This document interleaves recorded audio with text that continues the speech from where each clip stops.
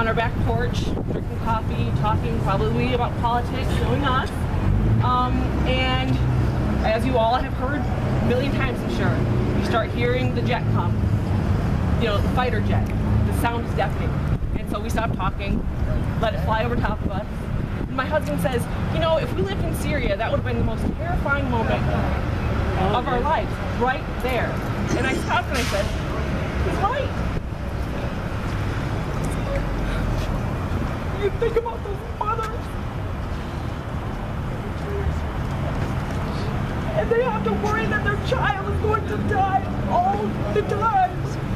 And as we're sitting there, my youngest is in her bed asleep still, and she's safe, and she's sound. My two others are at school, they're safe, they're sound. And these mothers that live in Syria worry constantly, not that their kid's going to be bullied, or that they're not going to pass their math class, but that they're going to die. At any moment, when they hear that sound, they see that jet fly over, it's terrifying. And I know that all of you, you're here because you have the ability, it's a superpower, to feel empathy and to feel compassion. And so I want to ask you guys to use that superpower. Use it all the time. It's important. So the first thing I want to do is ask you guys if you have given change. I'm going to pass this around, and this is going to go to the white helmets. The white helmets. The White Helmets is a group. If you don't know, go to whitehelmets.org. They also have an amazing documentary on Netflix. What they do is basically a bomb drops, it levels a hospital, it levels a whole neighborhood, and they run towards it. They gear up, they wear white helmets. That's why they're called that. They run towards it. They unbury people from rubble. Thousands of pounds. They bring babies out. They've saved over 85,000 lives. There are 3,200 of them. They've lost 166 of their own. But they don't just pull babies and men and women out of the rubble. They also bring water, food, supplies to anybody that needs it. They've actually also started trying to reconnect people's electricity. Another thing that we take for granted, electricity. So I'm just asking you guys, this is your superpower, use it. Please, please use it. I just want to close out what I'm saying and share two quotes.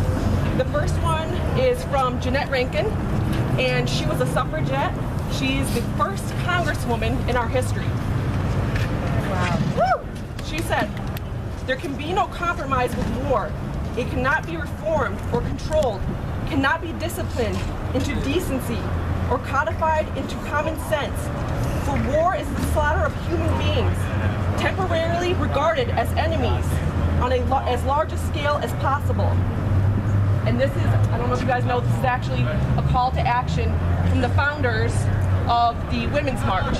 So I just want to take a minute for all my women that are here and just give you a little boost maybe. This is actually my favorite quote from Gloria Steinem. We are women. We are the women that our mothers warned us against, and we are proud. I'm going to turn it over to Amy.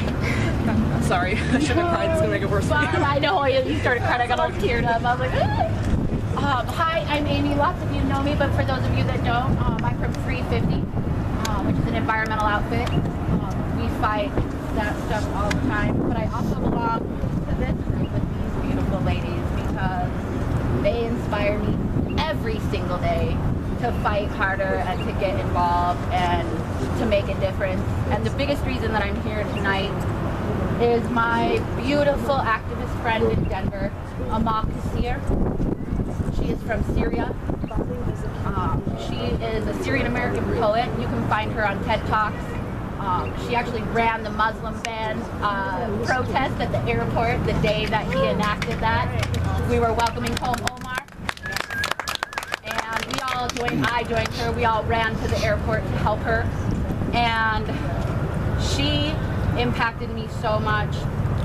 Last week, it was the 15th, so it was the March 15th. She was at home and her dad came down to the basement and he said to her, I just got a message from our family, and they live outside Damascus. And he said, I'm very scared. There was a bombing. I can't get a hold of anyone. I don't know where they are. We don't know if anyone's okay. Well, Amal is such an amazing person that she got immediately on Facebook. And she started posting about the bombings outside of Damascus. Later on that morning, the news started to roll in. 1, 2, 3, 4 members gone. Later on in the afternoon, it got worse. It got up to 8, 9. By the end of the day, it was 10. And then come to find out, one of the women was pregnant. So it was 11. This girl who fights so hard for immigrant rights, for Muslim rights, lost 11 people in one day. In one day. God. And for her to be brave enough to get online and to share that with all of us was so heartbreaking. I cried the entire day. I messaged her my love. And that is why I'm here tonight, to honor her and her struggle and her family.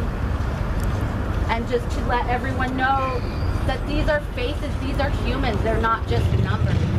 They're not just any, fighting, and they're not soldiers and rebels and what have you. These are just humans who are trying to live, just trying to exist. They were in their home where they should have been safe, yet they were not.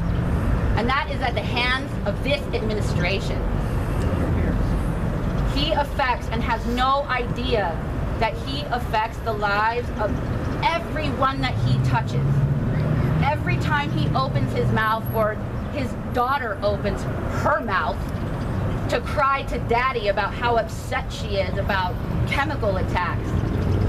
So he jumps up and bombs people at behest of his daughter, who has no geopolitical experience, who has no business being in the White House. He has no business being in the White House. Let's start there. But to hear them talk so callously about human life inspired me to be here tonight. And every day since I have heard about that, I have used my resist bot, I have written letters, I have called, and I have condemned those attacks. The other thing that needs to be brought to light through this isn't on our soil. This is on someone else's soil. But these incidents happen here on our soil. And I have witnessed it myself. I'm a water protector. We have water protectors, very few of them in the crowd, a lot of us. And we watched our own people be gassed, be hit with rubber bullets, water cannons, sound cannons, beat, put in dog cages. I watched one of my very best friends, Holy Elf Lafferty, I watched her face be shoved into the mud by Morton County because she was praying. She was praying for the water. And they shoved her into the ground. And then put her along with a whole bunch of other people in dog cages. This doesn't just happen across the ocean. It happens here too. And that was also at the hands of this administration. And the one before it, and the one before that. Obama, let's not forget that he also dropped 879 bombs a day during his presidency. And we all know what Bush did. We don't even need to go there. But what I want everybody to take away from this and to remember this evening, that you're all here out of passion and love for your fellow man, for your fellow woman, your children, your grandmothers, the earth, Mother Earth, because these bombings don't just affect the people, they affect the planet as well. When they hit Afghanistan today with the Moab, the chemical cloud from that was yellow, and the mushroom cloud was insane. And that goes into the air, into our water, into our soil. And eventually, we're gonna go extinct because of this. So what I urge everyone here to do after tonight, tomorrow, go home and think about what you'd like to tell your elected officials. Because all of them are endorsing this.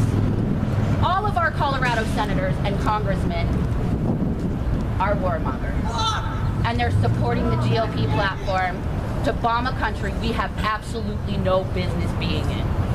So go home, write to them, call them, let them know that we will not stand for this.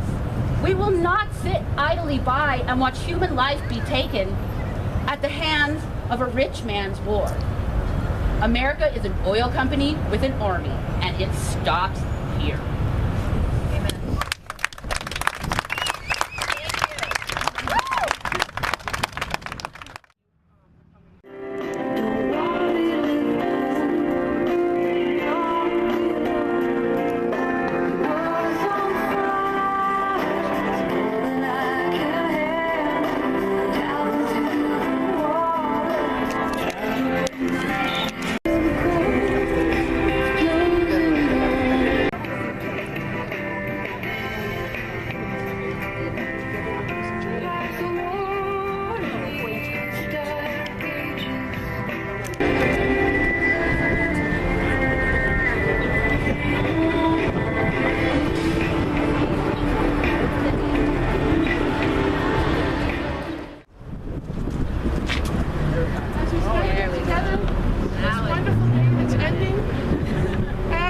Close your eyes and visualize all of us standing here together.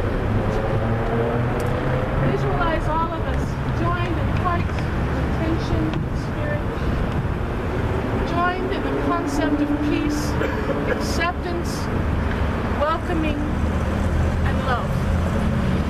Love, the most powerful force on this planet. And see it surrounding us and joining us, and see it spreading out, climbing to the heights and climbing over Pikes Peak and across the plains and over the United States and over the continents, over the oceans as it spreads, as it grows, with all the people standing with us and whatever. And see it spreading across to other countries, other continents, over oceans, overseas. And know for this moment, on this day, at this time, together, we are enjoying. And as we sing, let that fill you and let that connect you with everybody else. And I'm a soprano, so I'm sorry. Yeah, thanks. This little light of mine, I'm gonna let it shine. This little light of mine, I'm gonna let it shine, let it shine, let it shine, let it shine, let it shine. I might know a different version. This little light of mine, I'm gonna let it shine. This little light of mine, I'm gonna let it shine, let it shine, let it shine, let it shine. Let it shine, let it shine, let it shine, let it shine. This little light of mine, I'm gonna let it shine. This